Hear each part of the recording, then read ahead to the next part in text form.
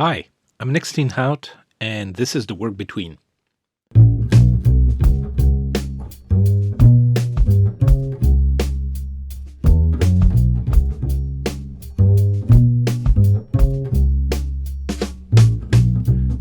In case you didn't know, I provide transcript reviewed for accuracy by a human for every episode at the time of publishing.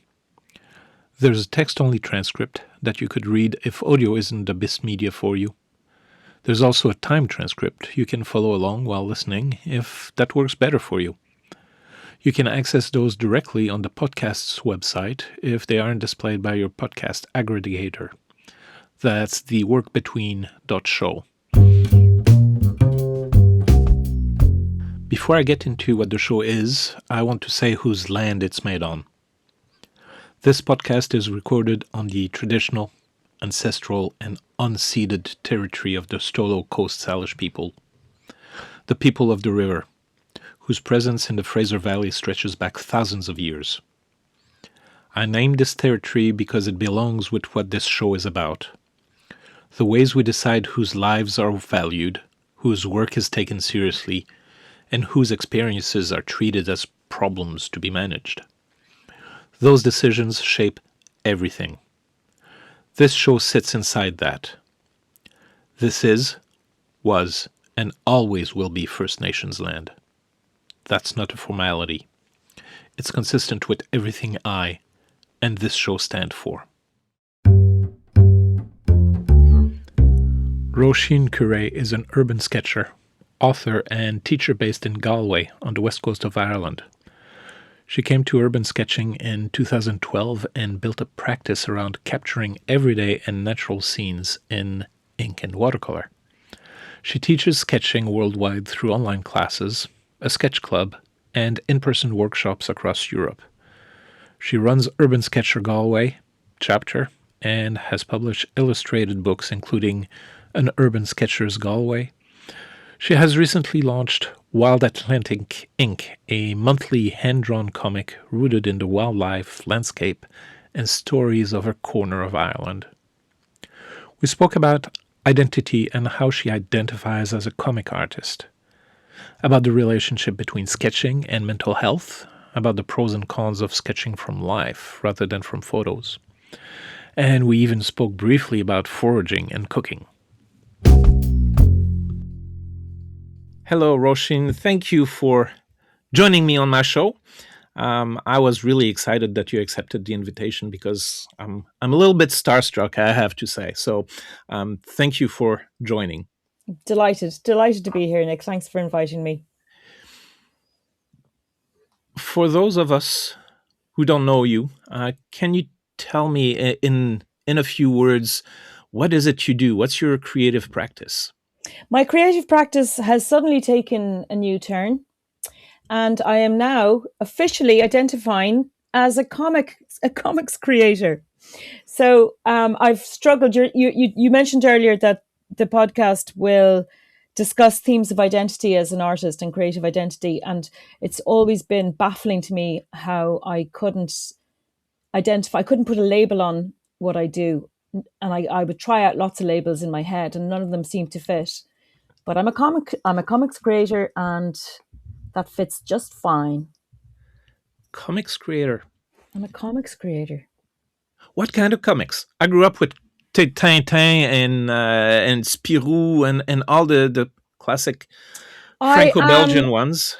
My comics are like, I've only done one episode and I'm just getting issue 2 to print, and it is like as if Hergé met David Attenborough and we're driving in a clown car together. That's a good description. So I've got the lean Claire of Hergé, and I have the passion for nature of David Attenborough, and the clown car is because I cannot be serious. I want to read that. You're going to love it. Yeah, I'm sure I will. I have a bit of a passion for nature. I have several creative practices. I sketch, I quilt, and I do bird photography. Oh, wow. And I'm privileged enough to live 5 minutes from where the bald eagle migration comes through every year.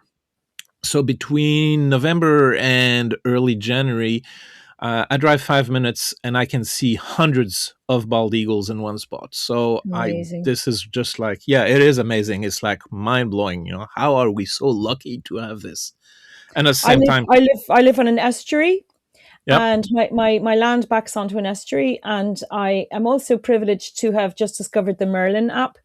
And I'm extremely privileged to have a lovely son who likes to walk with me early in the morning. He does not like me listening to the birds all the time, but I am just enchanted by the combination of Merlin app and the bird life. I was just saying to my husband earlier today, this summer I am enjoying the birds more than I ever have in all my years, because I'm suddenly very, very conscious of them due to just listening out for them, really. And on our estuary, we have everything. They all love our estuary, and it's a very out of the way, undisturbed, unspoiled natural paradise.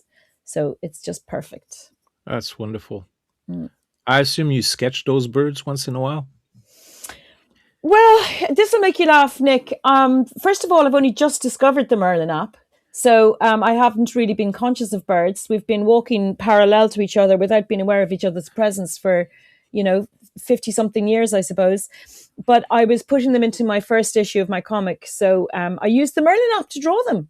There's photographs of the birds and I copied them. I mean, how bad is that? I did not sit there with my binoculars and my sketchbook. I looked at my phone, screenshotted the ones I'd heard, and I drew them from the photos that the app supplied.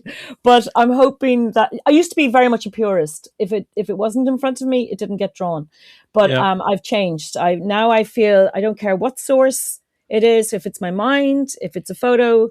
Obviously, I work from life all the time as well. But now it's about the art for the first time, not about the source. This is fascinating because I'm not directly involved with the urban sketching movement, Mm. but I have attended a few events, and obviously I've read the books and all that. And of course, it's always we draw on location. Yep. And for me, who's come to art later, I've only been drawing for about 5 years. Um, Doing it on location is extremely difficult because I don't have muscle memory on how do I draw a face? How do I get the perspective right? And I've tried and tried and tried, and I beat myself up because I hate the results. I feel I'm not progressing. I'm I feeling like understand. I'm Yeah. backwards. So I've done a lot of thinking around. Well, maybe using photos isn't so bad because No, it. it's. I'm sorry to interrupt you, Nick. No, it's not. I know it seems challenging to draw on location, but actually, you get much more information on Mm, location than you do from a photo. You can see more clearly. What's challenging is the fact that they move, the fact that they leave, the fact that the light changes. But those things counterintuitively actually become benefits because they force you to just draw whatever you can, and you no longer obsess about getting it right or wrong because there's no time to obsess about getting it right or wrong. And like that, there's no such thing as drawing a face, drawing yeah, a tree. There's only seeing and drawing what you see. And when I teach people to draw, I say it makes no difference whether you're drawing a heap of rocks or a human face in terms of the actual technique you use. Drawing is drawing, looking is looking. It really does not matter what the subject matter is, except that some don't move and some do. And other than that, yeah. it's all the same thing. So you giving yourself permission to draw Yeah. from photos, how does that tie in then? Because you've Well, done it all the doesn't hard tell. work. Yeah, yeah, yeah. You could say that. You could say that. I've done all the work. I've been outside and inside, but drawing what I see in front of me. I'm not going to say daily, but not that far off daily for the last 2012, 14 years. And before that, I wasn't an urban sketcher, but I've been drawing regularly since I was about, I don't know, 4 or 5, the usual young kid age. And I didn't Mm, stop. I drew all the way through always. So I'm not going to go to the urban sketching I'm not going to go to an urban sketching meetup and start drawing from my head or from photos. That's, Yeah. different. But yeah, I've put in the groundwork, and my comic is, for example, it's got a story about a seal who lives on the coast. And every time I draw his little rock pool that he lives in, I'm remembering the way the reflections go. When I draw the sky darkening at night and the sunset, I'm remembering how I've drawn that so many, many times. I've drawn wet sand when he meets another seal on the wet sand at dawn. Well, I know how that looks because I've drawn it so many times. Not a seal on Right. the wet sand, So my drawings are very much informed, and you say muscle memory. I've got bags of muscle memory now, and I'm so glad. It's like you've been driving all your life, and somebody asks you to go and drive in a racetrack, and it's a really tricky racetrack. But you're like, yeah, I can do that. I've done it a million times. I'm comfortable with my car. I'm comfortable with the way the road bends. Comfortable with any surprises that might come up along the way. I'm used to it. I've done it. So that's where I'm coming from in that way.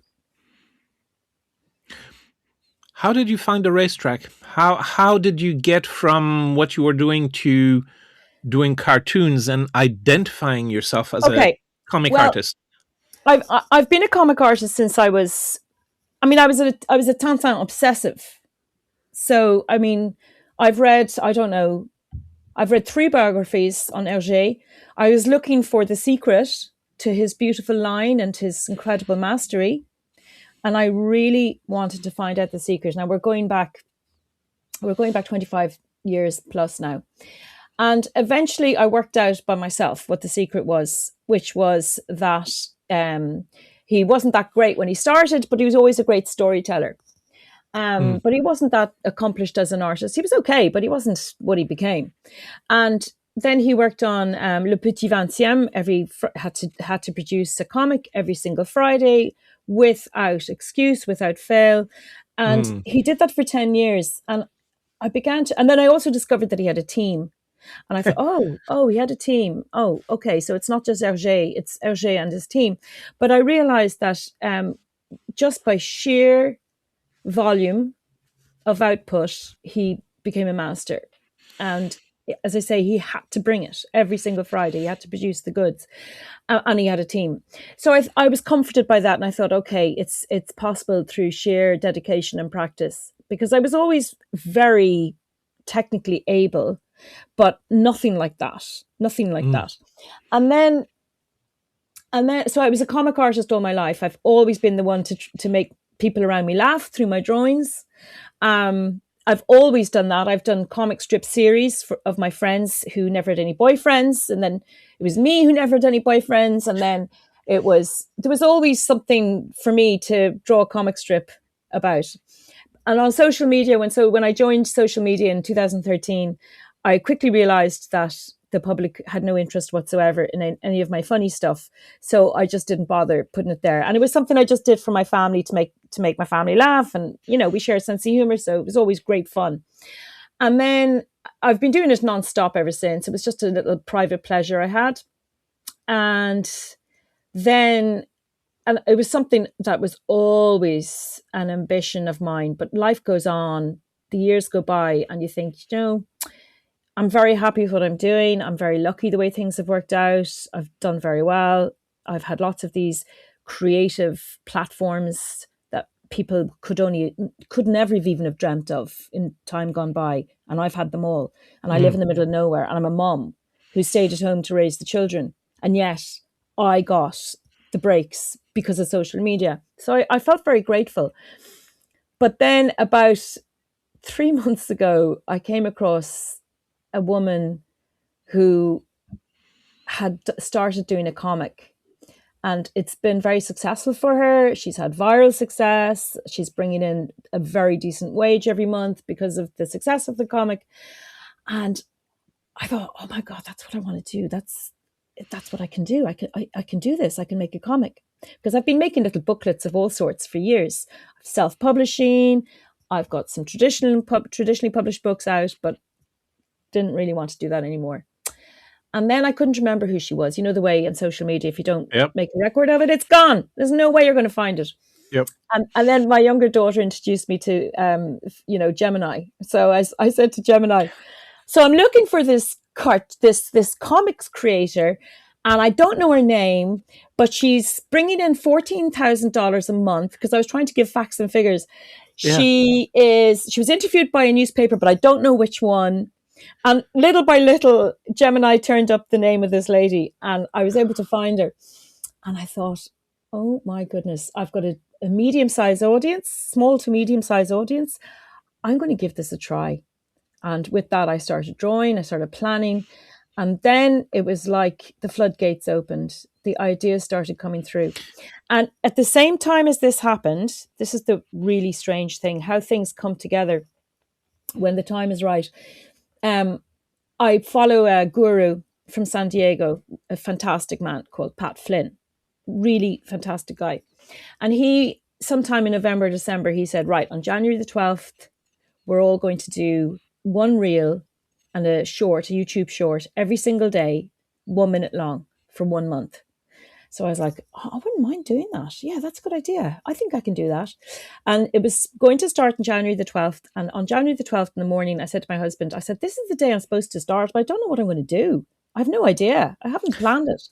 So I thought, well, nothing to lose. Nobody's paying me. Nobody cares whether I do it or not. So do whatever you want, which is always a great way to start any creative endeavor. And I had been drawing the little animals from my area, my beautiful part of Galway where I live. Make-believe animal. Well, they're real animals, but they all walk on 2 feet, and they've got like 18th century clothes, and it's centered around the ruins of a manor house a few fields away from my home. And I thought, well, I'd like to do that. So I started drawing them, and one thing led to another, and I started a story began to form, which had never happened for me. I've never been able to write fiction. And suddenly here was a world that had just opened up in front of me, this personality who began to take on a life of his own. And I suddenly found I had plenty in the tank. And that was great. And I was like, oh my God, I've discovered my illustration stroke storytelling mojo. And then when I saw the comics lady about a month and a half ago, I was like, oh my God, I can put them all in a comic. I can put them in the comic. I can have a story in the comic. I can do something on the flora and fauna. I can do the birds. I can do a recipe. I can go and gather weeds and make food out of it, because I've always done that. And I was like, oh my God. And I haven't left my studio since. I'm here, 6 a.m. So I don't know how long it'll last before I fall over with exhaustion, but so far so good. And you're about to release the first one. I've done the first one. The first one, I printed 400 copies. I have about, let me see, I have about 70% of them left, but I fully expected that. And I'm perfectly happy. I'm going to lose so much money on this venture, but I don't care, because this is my artistic expression. And you paint in your studio, and you put your work up in a gallery, and you don't second guess the audience. If you do, well, that's a mistake in my opinion. So this is the same thing. I'm just making it. I am certainly not second guessing the audience. I'm just pleasing myself, and that's always a good start. So one of the questions I often ask is, do you do art for yourself or do you do art for others? And this sounds like almost like you're doing it for yourself without really caring for the audience. I tell you what, my father, he left us in November, and my father and I were very close. And he used to always say to me, he had a horror of being bored. This was his terrible fear. And whenever I said to him, Dad, I'm working on a new book, he'd say, is it boring? I'd say, well, I hope not. He said, well, just don't let it be boring. Don't be boring. I say, okay, right, I'll do my best. So that, in that sense, I try to please the audience. I really don't want the audience to be bored. They're giving me their time. They're giving me their money. So it's my responsibility to make sure they're not bored.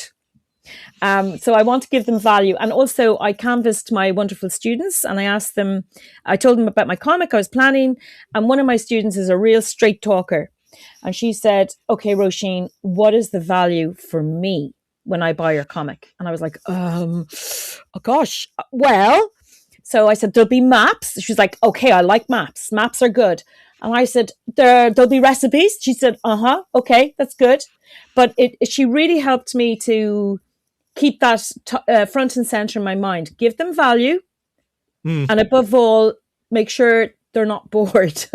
So, but within that, you can really please yourself. You can draw the recipes just how you want to. You can present them exactly how you think they should be presented. And every page I approach is a playground. It's 100% playground. How am I going to present this? What would this creature say? What would be? How do these colors look together? Do they harmonize? And I have on occasion thrown whole pages away because I didn't do myself justice, you know. So I'm trying to really do my best. This is my exhibition. This is my art gallery, because I don't ever put any work up on a wall.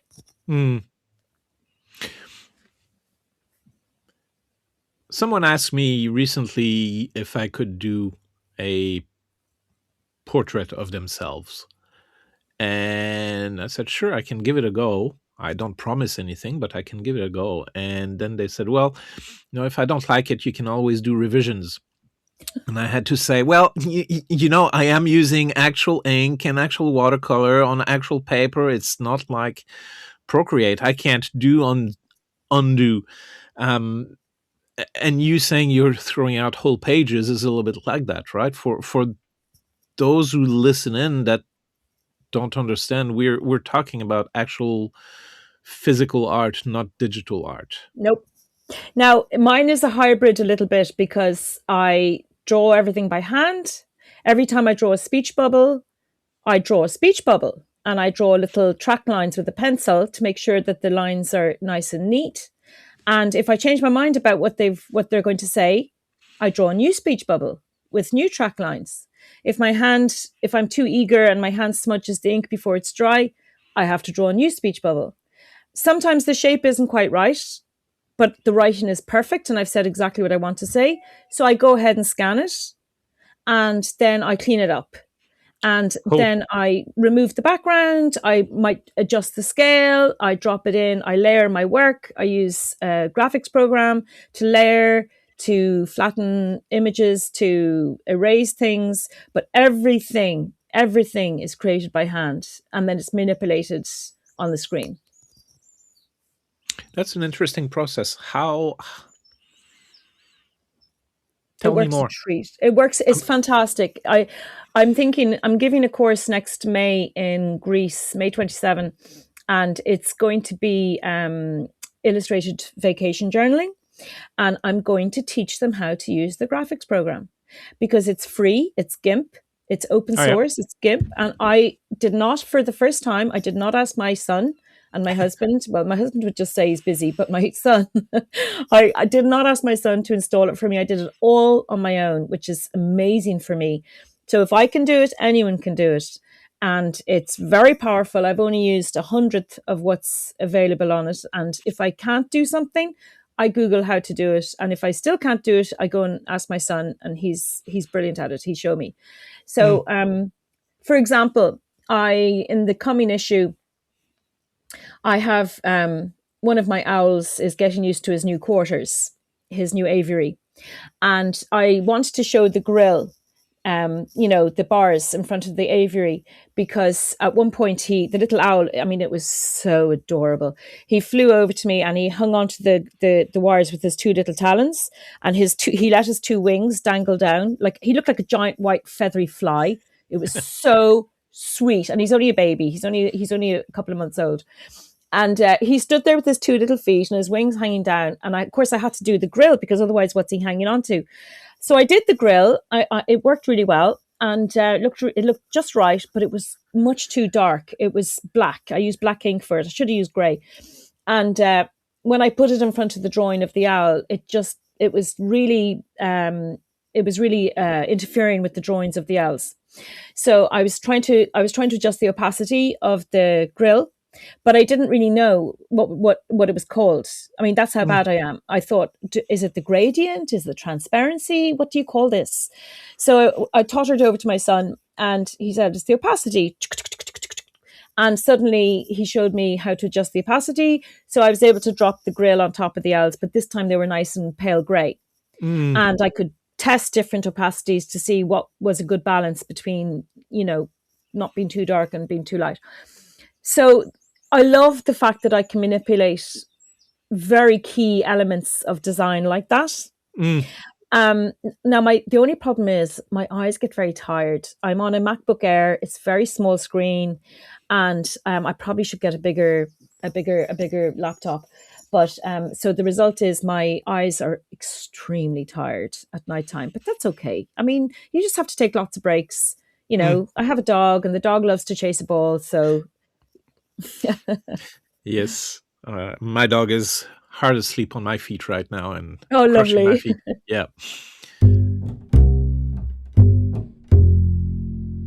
You mentioned Hergé, and Oui. I'm going to share an anecdote from my life. When I was very young, I think I was 10, 11, there was in Montreal an exhibit for Hergé, a retrospective of his work. And my cousin and I, we were talking and we were saying, oh, wouldn't it be great if Tintin had an adventure in Quebec? And there and then we sat down and we wrote a letter to Hergé saying, hey, why don't you have an adventure of Tintin au Québec? And somehow the people, the journalists that were there, filmed us writing this letter to Hergé. We were sitting in a corner of the museum, and the letter made it to him somehow, and we got a response. So somewhere in my mother's archives, there is a letter from Hergé saying, hey, this is a wonderful idea, and maybe Tintin will come to Quebec right now, but I'm busy working on a new project, which was his last one that was never published because he died, and then I think it's the Alpha. Alpha. So Yeah, Alpha. so yeah, that's my connection to That's Hergé. amazing. Yeah. That's amazing. Well, I have an anecdote about Hergé as well. Not indirect, and this is a very sad story. I lived in Paris in the early 1990s, and I was living a very miserable, lonely life. I had a really bad boyfriend who I really should not have been hanging around with at all. He was a real problem. And I was trying to get away, but I didn't have a job, and I was at the mercy of his largesse. So it was not a good situation. I was trying to get jobs, and I was being turned down here, there, and everywhere. And then I saw a job drawing Tintin cartoons with a studio in Paris. I thought, oh, well, I can do that. And I went for my little trial, and I drew some Tintin cartoons, and I drew better than I'd ever drawn before. But in retrospect, I don't think they were that good, to be honest. But they were better than I'd drawn normally. So I really was sure that I had a chance. Anyway, I didn't get the job. And a very nice manager told me that he wasn't a manager. He was a sub-manager or something. He told me he'd been trying to get a woman on his team for 10 years. And he had yet to succeed. He said they just aren't going to hire women. So that kind of made it better because it felt like it wasn't really my fault. I couldn't do anything about it. But that's my sad Hergé story. And I cried and cried and cried. And then I went to see Green Card with the Gérard Depardieu, and it was really funny and it cheered me up. So it wasn't too bad. Yeah. Part of my show is talking about disability in art, and before we started recording, I pointed out, I know you don't identify as disabled, you're not disabled, but in reading your blogs, listening to some other interviews you've done, there's been a a running thread, I think, where you speak a lot about melancholy, and you've used words like taming the demons and brainworms and all that. So I think those themes fit in within the context of disability in at a stretch. But one thing that I was really interesting in hearing is how sketching for you is letting you quiet your mind. Can you tell me a little bit more about that? Yes, I'd be very happy to. I was. I mean, that example of what I just told you in Paris, that was just very normal for me. I mean, that was just my lot in life, that I would, you know, frequently be absolutely miserable, and it didn't have to be because I was alone in another city. It could be anywhere. It could be in company, it could be alone. I come from a very big family, but it was no guarantee at all that I wouldn't be, in trouble that way. And it was just a part of my persona that I was very disappointed in, because it's nobody likes to have that kind of horrible little, creature yapping at your feet, waiting to pounce at any moment. Mm.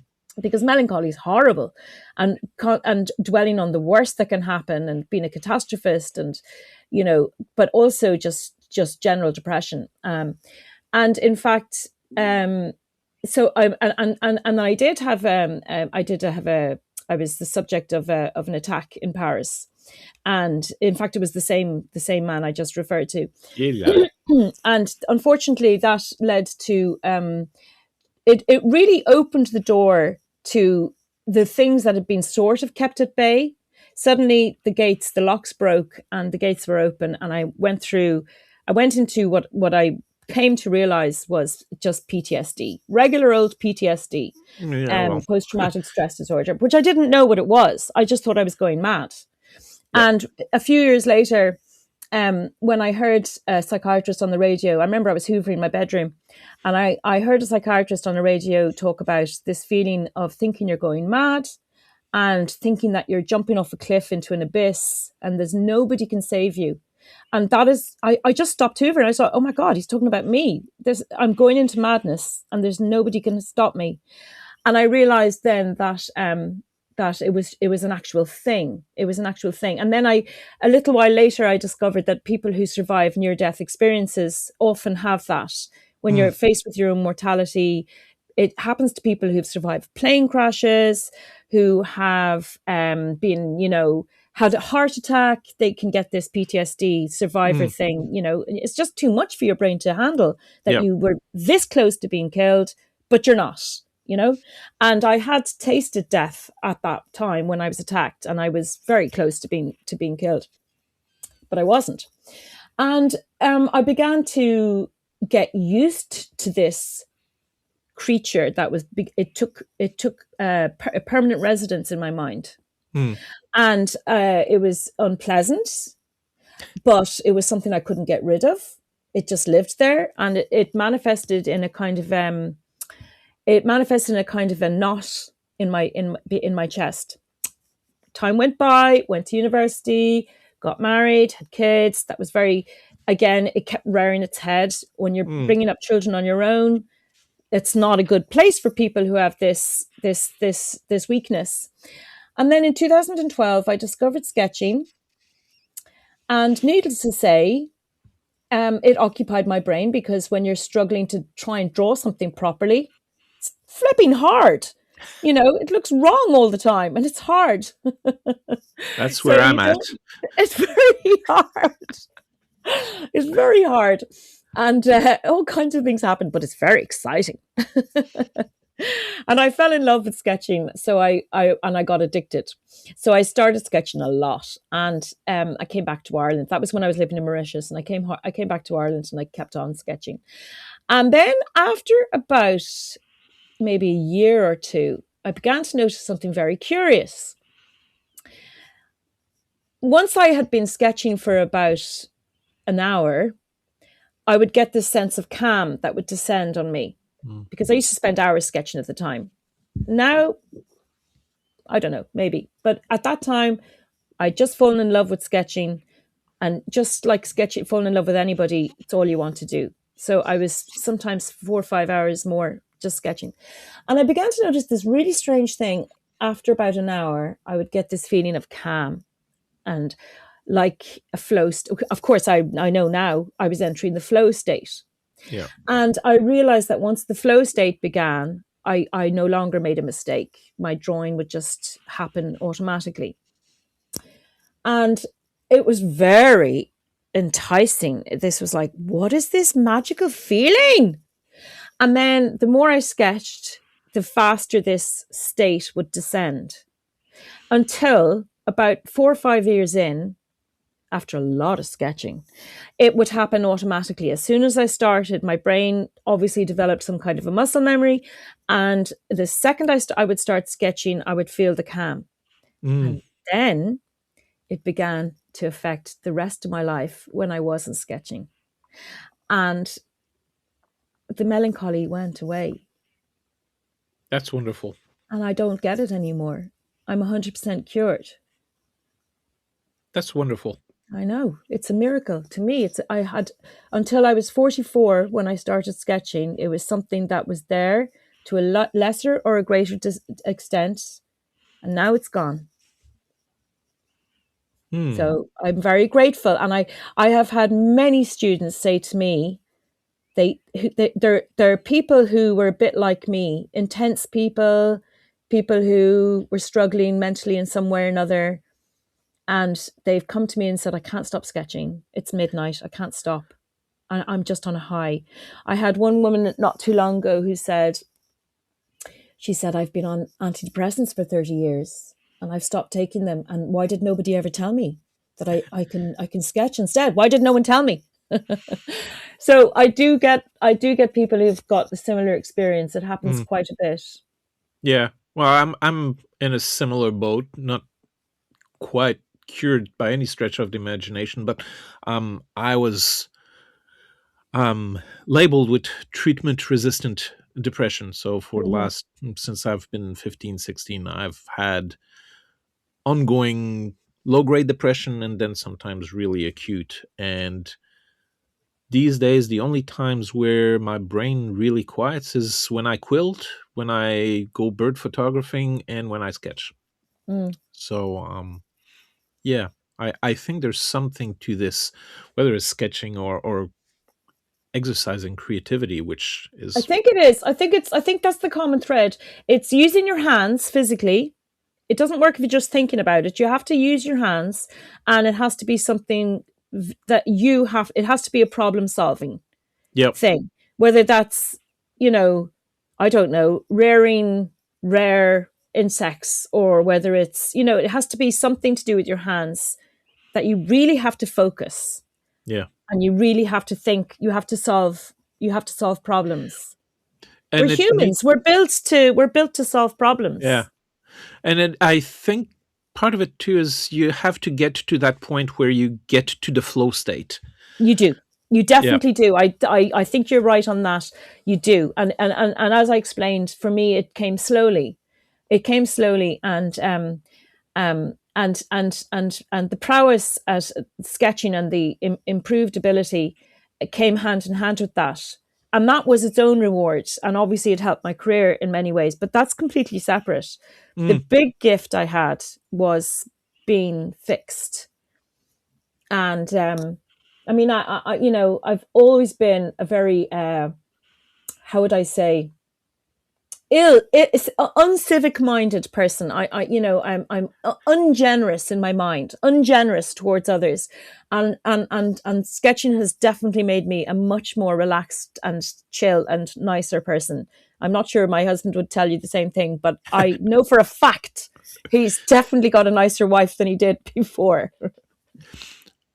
You say you're ungenerous, and yet you give up of your time. You share about sketching and urban sketching and drawing, and you have YouTube and Instagram, and you're giving of yourself. How is that ungenerous? Well, yes, maybe I'm very generous in physical terms, but what I mean is I've always thought the worst of people. Like, if I would be mean-minded, you Right, know. I wouldn't be kind in my mind, you know, I'd be mean in my mind. Um, but now I'm not so mean. right. I'm becoming a little bit nicer, I think. But that's definitely, you know, that phrase they say that damaged people aren't very pleasant because they're so busy trying to look after themselves, they don't have time for others. I think that would describe me quite well. Still But now? no, no, no, no, I'm lovely now. Well, you are lovely, but I can't see into your brains. I can't see into your mind. I don't know if you're thinking, "Oh, this Nicky really No, should no, shut up." no, no, that's in the past. It's in the past. What other creative things do you do? Cartoons, drawing, sketching. Do you do anything else? I'm a sewer. Yep. And I designed my sketch pocket, my little bag for artists. Oh, yep. So I sewed, I don't know, maybe 10, maybe 9 versions. And then when it was taken away for, you know, mass manufacture, if you like, then there was more iterations, but they weren't me. They were done by the factory. So I sew. Do I have any other? What else do I do? I guess I paint in acrylics and oils, but only very occasionally. Give me an example. I mean, I do lots of things. I'm just trying to think. What do I do? Do I make models? No. I used to. Anything to do with using your hands, I would Yeah. say. I don't knit. I don't crochet.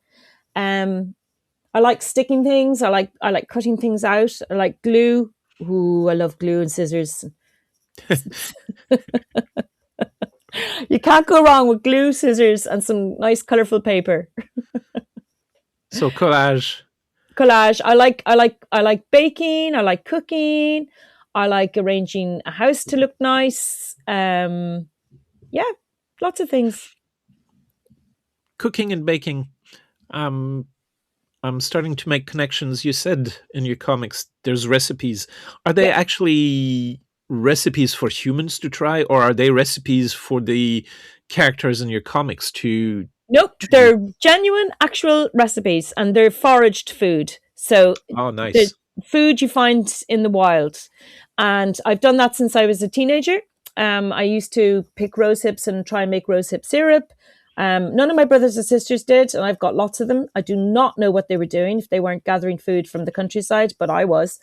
I was always trying to make my bread rise, and my father was a wonderful bread maker.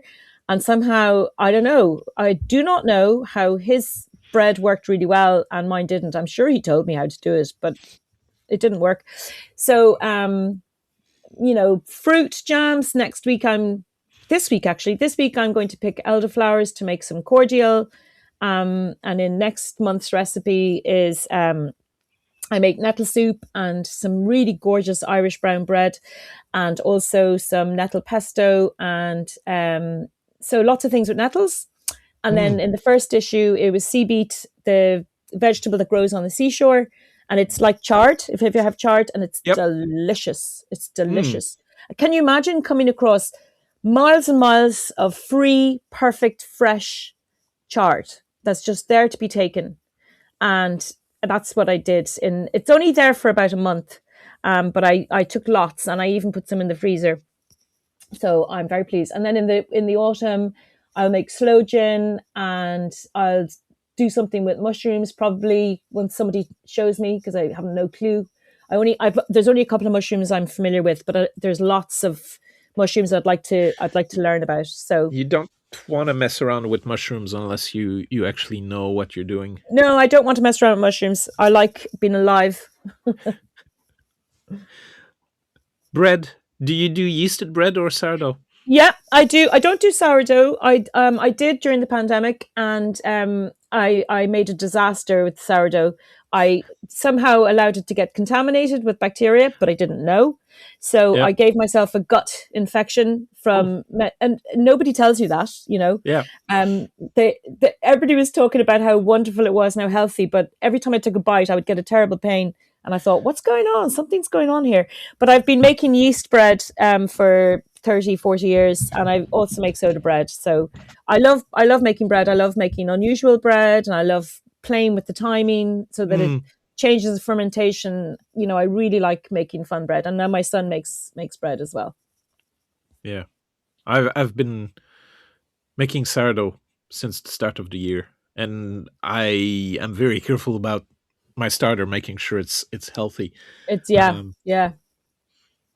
the one thing I'm not mastering yet is the baguette, because I think my No, I oven haven't is. mastered it. I haven't mastered it. I saw YouTube recently on making a baguette. My son and I were watching it, and I think, I think it's well, obviously it's possible, but it's very complicated. Yeah, I was told that because I have a gas oven Mm-hmm. and it's not a commercial oven, Mm. it's too vented to hold the steam to See, have the right that's what I crust. mean. That's what I mean. I think we just have to go to the baker to get our baguette. Yeah, yeah, yeah. Well, as I said, I live in the back of Beyond. The nearest baker is an hour and a half from me. So yeah, Same. That's why I started making yeast bread, because the bread you buy around here is awful, or it certainly was 30 years ago. And there's nothing like the most beautiful smell of bread that's been rising overnight, and this bubbles, and oh, it's just beautiful.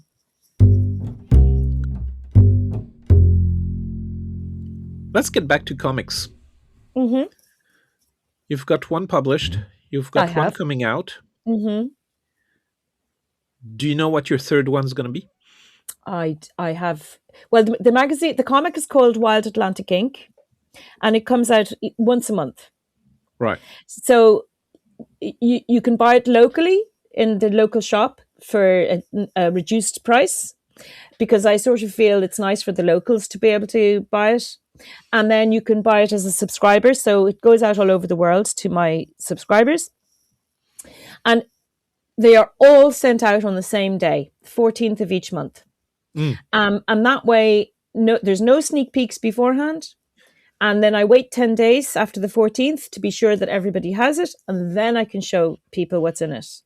That's the theory anyway. This month I was so busy. I was teaching in different parts of Ireland. So I haven't even showed anybody what's in the issue that's been out for 3 weeks. 3 weeks ago I sent it. So, like, for example, I went down to the shore last week because I wanted to include the beautiful wildflowers that are on the shore at the moment. Mm. And I was looking at them and they're so beautiful. And I was thinking, oh, how can I present it in an interesting way? And again, my father's words, don't be boring. Don't be boring. Dad, thanks. So then I suddenly thought, I was driving home. I was there by myself, and that's okay. It's cool. And I was driving home, and suddenly an idea popped into my head of how to present it with a character, with a theme. So that's the beauty of this project. And then I asked, was it ChatGPT or Claude? I can't remember. I think it was ChatGPT. I asked ChatGPT to suggest some creative ways to do ideas. Mm. And I have no shame about that. I should have, but I don't. And ChatGPT came up with a brilliant idea. I shouldn't be saying this because I should pretend it's my idea. But they mentioned something about a ghost, and I realized that it just sparked a cool idea. Like, I live right next to this big, huge ruined house, and it was built in 1789, and it has been empty since it was burnt out in 1920. And the people who lived there, it has a very, very colorful past, and it's not a nice past. It's not the good old days, it's the bad old days. Right. It's a tale of poverty and exploitation of the locals. But I'm not going to be miserable. I mean, again, my father would say, don't be so miserable. So I was thinking I could have a ghost who lives in that house, because people talk about that house being haunted, and a few people have talked about they've seen ghosts there. I don't believe that. That's not the point. I'm going to have a character who lives there. He's a ghost and he's exploring the area. And I don't know yet what I'm going to do, but how fun is it to have your own comic that you can make up any old crap you want, and you can just allow these characters to take on a life of their own. They exist in your mind. I'm lucky enough to be able to draw exactly how I want something to look, really, really fast. I have all the tools. I have a beautiful studio. I have the time. So I feel like all my Christmases and Easter have suddenly arrived. That's wonderful. I'm so happy. Before we wrap up, is there anything you want to share that I didn't ask or you think we should talk about? Okay. Well, I think it's very interesting about identifying as an artist. And I look, I don't know. Is it a male versus female thing? You know, a man's career is his identity. A woman's career, and don't shoot me, is as a mother. Mm. That's our biological purpose, and I have very strong feelings about that. And I do believe that women have been sold a pup. That a career is just obviously, a lot of people want kids and can't have them. A lot of people don't want kids and have them. It's different for everybody. Yep. But this idea of identifying as something with a name in it, I don't know if I can only speak personally with authority. For me, it just wasn't a thing. It just wasn't a thing. I'm just me. I'm just me. I'm not a artist. I'm not a mom. I'm not you don't have to put a label on yourself. Yeah. And yet people think they do. And for my husband, that's very important. He was an oceanographer. He's no longer an oceanographer. This is what he says. He's something else, but it's a thing. It's a thing. So from identity purposes, yeah, I do see people wanting to call themselves a thing. And it's like in urban sketching, they say draw verbs, not nouns. I would say I'm a verb. I'm not a noun. I'm a doing. I'm not a being. Yep. I'm definitely a doing, not a being. So yeah, I think you don't need labels. You just have to, do. You are what you do. You are what you do. Yeah. Well, I'm a doing for sure. Yeah. And I suppose the last thing I would say is that it's a massive privilege to be healthy, settled, financially secure enough that I can take some risks, creative risks, and to have access to social media so that I can actually share the joy and the wonder and the passion of creativity, and to inspire other people and maybe get them out of the holes sometimes life throws at us through creativity, as people have done for me, as Danny Gregory did, as Hergé did, as all the incredible people that I follow online and listen to their podcasts, and all those people have shared so generously and have changed my life. Guy Raz is another one. I just adore Guy Raz and his podcast. So I'm just passing on a little bit, I suppose. And it's an honor. It's an honor to be asked to talk about it and to share it. And so, social media, where can people find you? Where can people find subscription info for getting your comics and seeing all you do? Sure. Okay, well, my comic is on my website, roisíncuré.com. And you'll find it under membership. My webmaster has put it under membership. So, I don't think it's on the homepage. You might have to dig around a little to find it. And at the moment, it costs €10.99, delivered on your doormat every month. And then you can get it for slightly cheaper if you buy the year subscription. I was putting up reels every single day since early January, as I mentioned. And it's not that I've run out of steam. It's not that I've been burnt out, but I can't even scroll anymore because I'm doing a comic all the time. Yeah. 16 pages every single month. That's one. It suddenly hit me. That's a page per 2 days. Help! But that's what I've chosen. And, I'm a fast worker. So I think it's going to be okay. So Instagram, Róisín Curé, YouTube, Róisín Curé. Where else am I? TikTok. I've stopped now, but for a few weeks there I was wasting time on TikTok. I'm not going to do that anymore. And so it's just my name on all the platforms, Yeah. I don't do Threads. I don't do Blue Sky. What else do I not do? Anyway, Instagram, YouTube, those are my principal ones. And if you've got a lot of time on your hands, then go to YouTube and you won't be looking up for a long time. Same as Instagram. There's a lot of stuff there. It's all good stuff too. Thank you. Thank you so much for opening yourself and chatting with me and sharing all those insights. I really enjoyed that. Oh, thank you, Nick. And likewise, I really enjoyed talking to you. And, don't be a stranger. Reach out anytime. I always love to chat. I will be sure to do that. Thank you. Thank you so much. If you enjoyed this episode, if you were inspired in any way, or if you learned something, please leave a rating or review on Apple Podcasts, on Spotify, or whatever podcast aggregator you use.